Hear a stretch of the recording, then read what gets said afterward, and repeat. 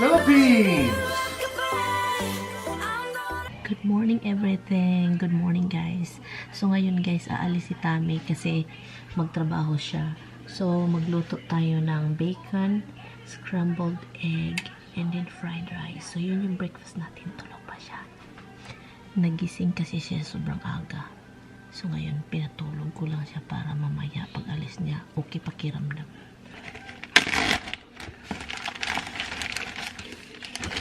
So yun. Konti na lang yung bacon.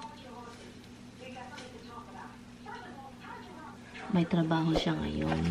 Akala ko yung trabaho niya is Saturday and Sunday. Pabayaan natin yan. Nag-scramble tayo ng itlog. And ngayong umaga, naghanap-hanap ako guys. Naghanap-hanap ako kung paano i-alagaan yung mangga. Talaga yung mangga makasurvive. So,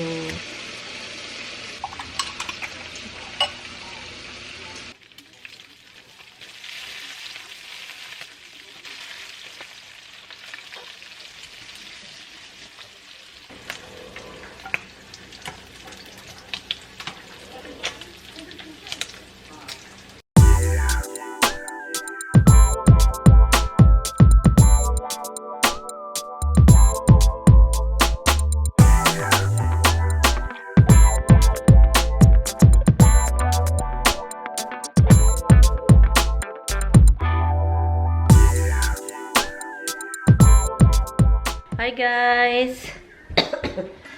Inuubo ako ginoo ko. Ano po, si Tami nagbibihis na siya. Kailangan niyang umalis na kasi it's already 10. And, diba? 10 o'clock na. Andito pa siya. Well, andito usually 11 yan aalis. Plus, yung gagamitin niya ngayong sasakyan is yung sasakyan ko. So, yun yung gagamitin niya. Kasi, nagmahal yung gas. And also, may possible na talagang mahirap maghanap ng gas.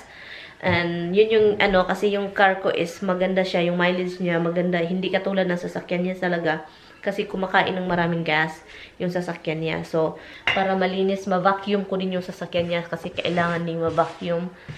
So yun, and ang ganda ng panahon ngayon guys, as in I'm so happy talaga. Nag-research ako kanina about sa mango na, di ba tumubo yung mango? Nag-research ako, kaya pala hindi siya talagang tumubo or wala masyadong dahon dahil sa ginaw. Sa basement ko siya nilagay sa winter, di ba? And then yung yung basement is maginaw-ginaw talaga siya pag winter, lalo na pag sobrang ginaw na maginaw talaga. And so next time, ang gagawin ko is ilagay ko siya sa opisina ni Tami sa may window kasama yung lime natin para masaya siya kasi ayaw kong mamatay yung mangga. That's my first mango ever. Sa buong buhay ko, nagpa-farm kami pero hindi ako nag-ano ng mga kahoy, ng mga liso. Hindi. Ito yung pinaka-first time kong magtanim ng mangga. Nasa winter, nasa pa tayo, sa New York pa talaga. Lumabas si Tami sa kwarto. Nag-request agad. Sabi pa niya, pwede gawan mo ako ng tuna salad. Nag-request. My baby. My baby love. Special love. Sabi ko, okay. Gusto ko yan. Yun yung gusto ko. Sabihin mo kung ano yung gusto mo. Kaysa, hindi mo sabihin. Maganda yung sabihin talaga, no? Anyway, so, gawa natin siya ng tuna salad. Anyway. So, tayo na naman dito mag-isa, guys. Wala na tayong kasama din mga ilang days. Yun, nakakasad. Sabi ko sa kanya, puntahan ko siya doon. Sabi pa niya, wag kang pupunta. Kasi, yung sasakyan daw niya, baka matakot daw ako. And then, ang layo ng drive. Kasi, kagang-kagang. Matagal na yung sasakyan niya. Matanda na, guys. Ayaw niyong matakot ako mag-drive. Tignan nyo yan, guys. Alam nila na tuna salad yung inano ko. At saka, gusto nilang makikain sa tuna salad ng ama nila. Ha, Habs? Don't even knock my camera down. Don't be embarrassed. Habs. Don't be embarrassed. The truth is the truth. I told him. That you just want tuna salad because you hear me opening cans. There's no tuna salad for you. Habs, no! Gahig ulo, huy! Gahig ulo, gahig ulo! Tapos na po tayo. Han? Hey, stop that thing! Stop what you're doing. So, ako yung ito muna yung sasakyan yung gamitin ko. Yung sasakyan niya. Yung kalaki-laki. Yun man yung sasakyan. Ito yung sasakyan na sanay ako mag-drive noon. Pero maganda itong i-drive. Pero maganda din yun ito. Yung malaki. Anyway, si Tammy nagka-poison ivy. Nagka-poison ivy si Tammy dahil sa tigas ng ulo niya kahapon. Makipag-away pa talaga siya. Makipag-away, sabi ko, wag ka nang mag-widwalk. Kasi sakit sa likod, di ba? Pero sa tigas ng ulo niya, nag-widwalk siya. So ngayon, nilagyan niya ng string. Pagkatapos ng string, hinawakan niya yung doon siya nagka-poison ivy siya sa kamay. Ang tigas, sabi ko, tigas kasi yung ulo mo. Hindi ka kasi makikinig. Makipag-away pa. Ito yung pang poison ivy talaga, guys. Ang pinakamagandang gamitin sa poison ivy is itong Techno.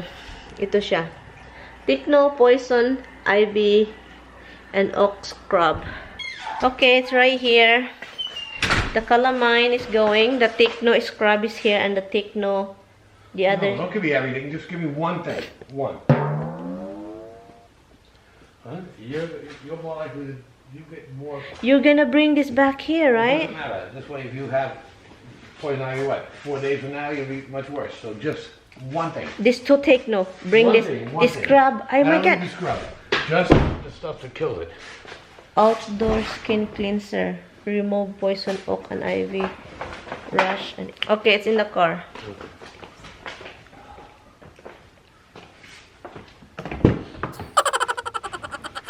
It's in your bag, okay? This with this in the cigarette area. Han, enough what you're doing. I can clean this car without you. You're so afraid. You know, I'm gonna look at the bag anyway. What? Ang hirap makipag-away. Kasi ang tigas ng ulo, guys. Siya talagang nananalo.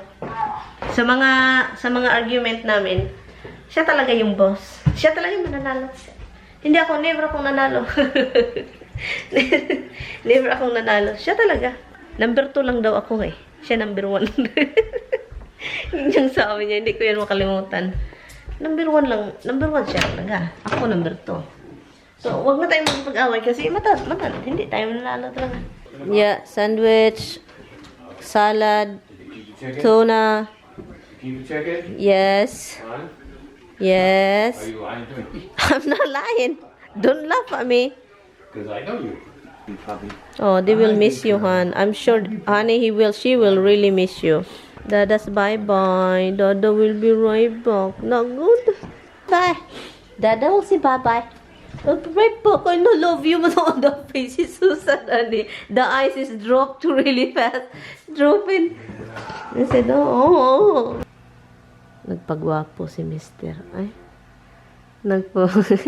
Nagpagwapo mo na, ay.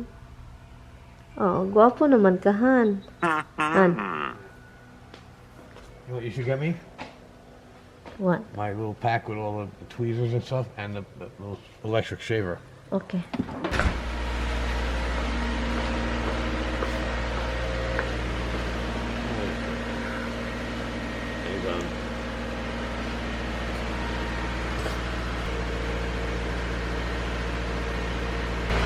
Alis siya, guys. Hindi niya ibigay yung car key. Car key.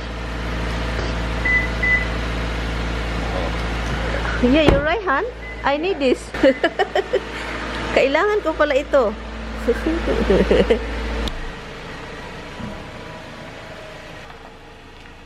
Bye. Out. Han.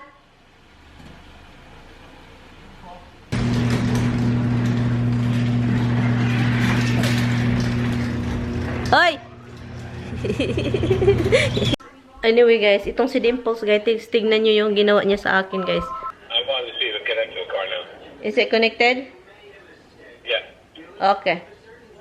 Drive careful. Me why sometimes Dimples I don't play with her.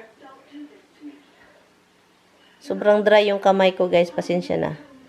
Sobrang dry yung kamay ko dahil sa trabaho ko sa labas. And then every time na I wash my hand, hot water, and hindi ko naglulus yun sa kamay palagi. So, and nakakagalit. So, kaya paminsan, you know, mahal ko si Dimples, guys. Don't get me wrong, ha. Mahal ko yung pusang yan.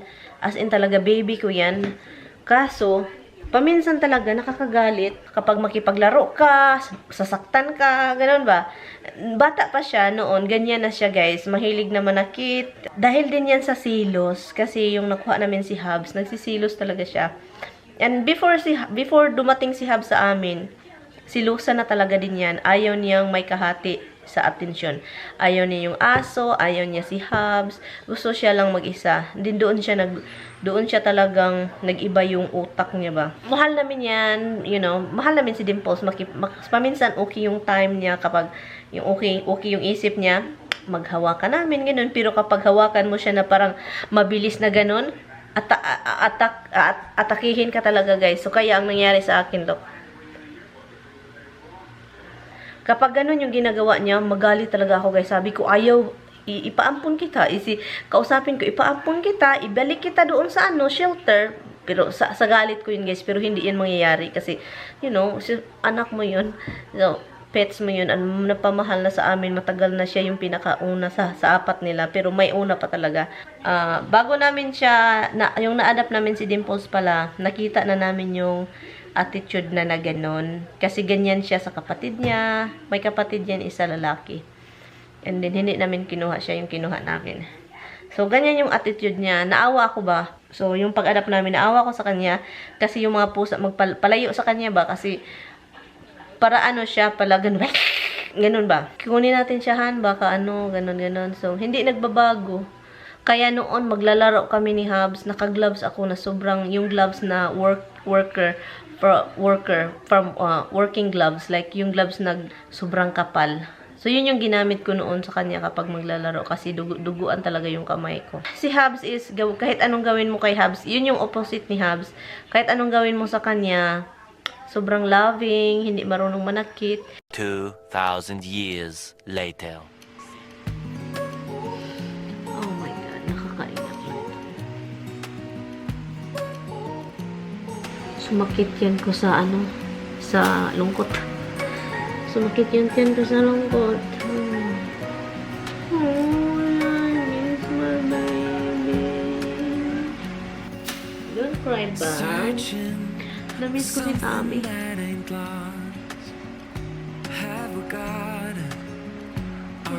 hirap ng ganito eh. Oh, I know. I miss him too.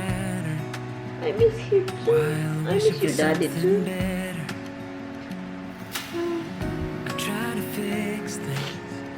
Yung wala kang maririnig na yung ingay, yung busis niya, or hilik. I know, boy. You're not be starving. I'm not giving you any food. I'm still mad at your sister. Sakit. Nagmulmul. Hinugasan ko ng maigi. Talaga ako. Nasasad talaga ako. And enough! Yung wala kang naririnig na TV. Pinatay ko yung TV. Actually, kung yan may kausap or maririnig mo siya, alam mo, andun sa couch. If we don't feel the same way, then don't pretend that everything's okay. Don't string me along the way you do. Just let me get over you. Maybe Ganito kakapal yung guys. Yung holding off. Yung kapal. Kaya, nilinis ko. Look, iba dito.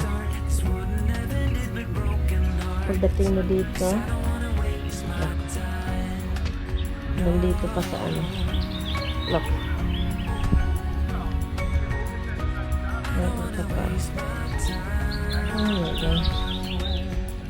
Ano ba?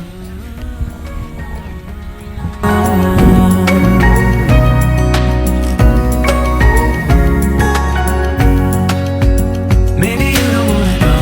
You don't see what you have in front of you. Or maybe I'm not enough for you. So maybe I should go. If I had known from the start, this wouldn't have ended with broken hearts. 'Cause I don't wanna waste my time. No, I don't wanna waste my time. No, time on stuff that doesn't really matter, while wishing for something better. I try to fix things that weren't broken, misunderstandings and words unspoken. We fall apart and I won't dare to say, do you feel the same way? Maybe you don't wanna know, but you don't see what you have in front of you. Or maybe I'm not enough for you. So maybe I should go. If I had known from the start, this wouldn't have ended with broken hearts. 'Cause I don't wanna waste my time.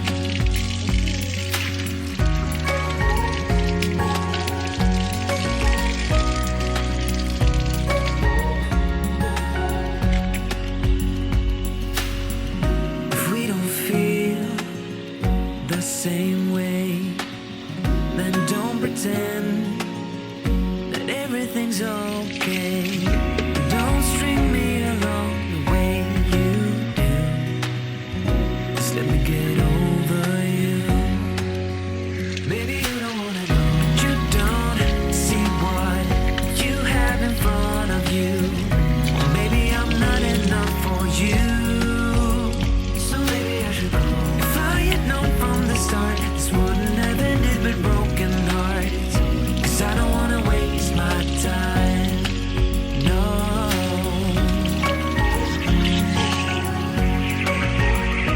I don't wanna waste my time. No.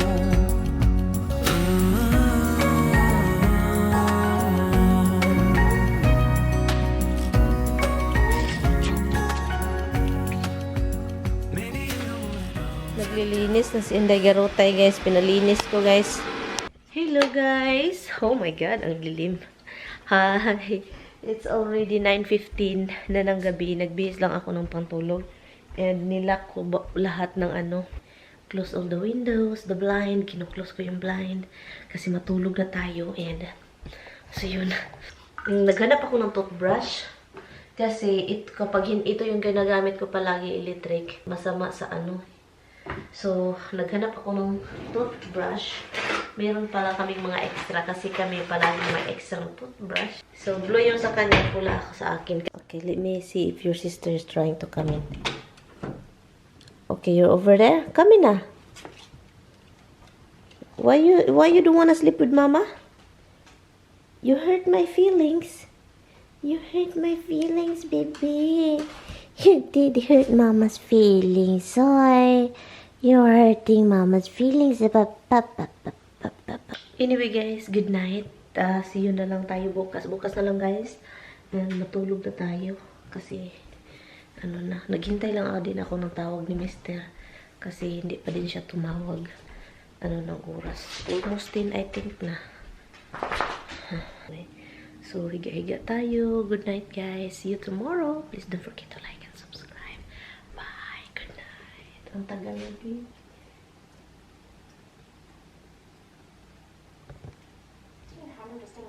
Okay, bye.